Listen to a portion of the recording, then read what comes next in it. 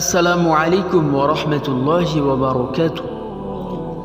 প্রিয় বন্ধুরা, আজকেও চলে এসেছি আজকে একটি ছোট্ট হাদিস নিয়ে, যে হাদিসটি বুখারী ও মুসলিম শরীফে বর্ণিত আছে।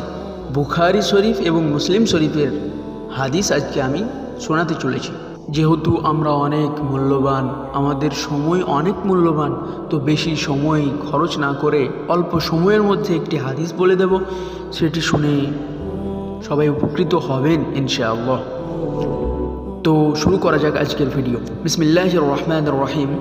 অন্য হাদিসে বর্ণিত আছে, হযরত আবু হুরায়রা রাদিয়াল্লাহু তাআলা আনহু হইতে বর্ণিত আছে, তিনি বলেন যে আমি নবী করিম সাল্লাল্লাহু আলাইহি ওয়াসাল্লামকে বলিতে শুনিয়াছি, তিনি ফরমাইয়াছেন, আচ্ছা বলো দেখি, তোমাদের কারো বাড়ির সম্মুখে যদি একটি নহর থাকে এবং সেই ব্যক্তি উক্ত নহরে দৈনিক 5 বার গোসল করে, তাহার শরীরে কি কোনো ময়লা থাকিবে?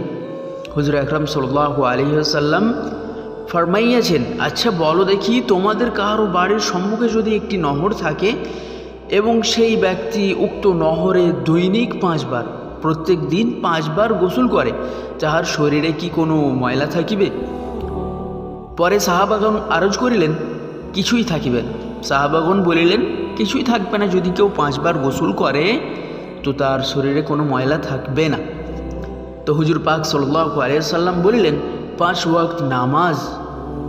ওয়াক্ত নামাজের অবস্থাও তাই। আল্লাহ পাক ওয়াহা দ্বারা নামাজের যাবতীয় গুনাহ মাফ করিয়ে দেন। সুবহানাল্লাহি ওয়া বিহামদিহি।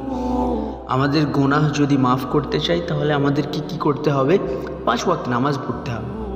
হুজুর পাক সাল্লাল্লাহু আলাইহি ওয়াসাল্লাম সুন্দর করে বুঝিয়ে দিলেন যে 5 বার গোসল করলে যেমন শরীরে ময়লা থাকে না, তো 5 ওয়াক্ত নামাজের অবস্থাও তাই। আল্লাহ পাক ওয়াহা দ্বারা নামাজের যাবতীয় গুনাহ মাফ করিয়ে দেন। সুবহানাল্লাহি ওয়া বিহামদিহি। আল্লাহ পাক আমাদের এই নামাজ দ্বারা আমাদের জীবনের সমস্ত গুনাহ মাফ করার তৌফিক দান করুন, আমিন।